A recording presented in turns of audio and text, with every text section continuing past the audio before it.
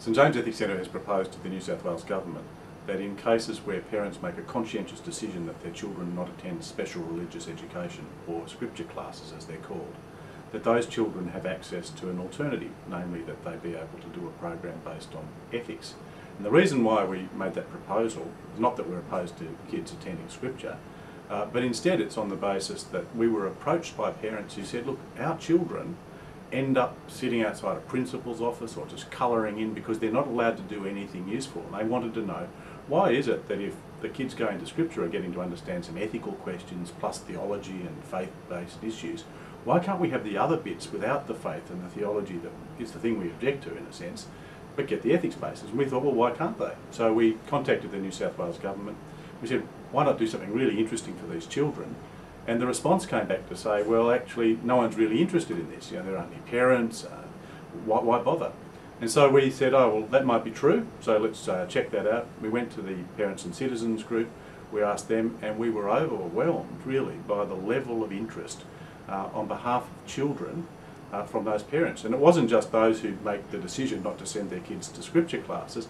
There were plenty of people in the audience I spoke to who send their children, they're deeply committed to their own religious views, and they said this just isn't fair. It's not fair that children be parked in the way they are.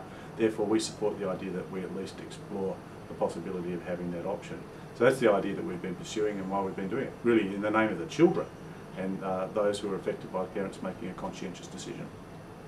You mentioned you've consulted with the faith-based groups. What's their perspective on this? Oh, it's a range. I mean, there are some faith-based groups that have really embraced this idea. They've said, look, this could be fantastic. This is not something that you would do at the exclusion of faith groups.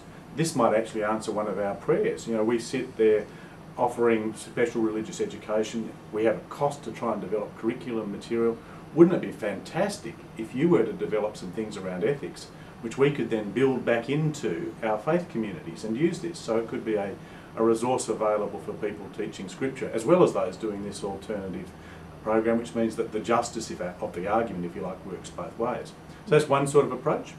Others have said, oh no, don't want to be part of it. We've already got our house in order. We've got fantastic materials. There's nothing we could learn from a process like this, so we don't want to be part of that. And then there have been those who've been opposed because they think it's the thin edge of the wedge. They say, oh no, you know, this hour we have every week has been specially reserved just for religion.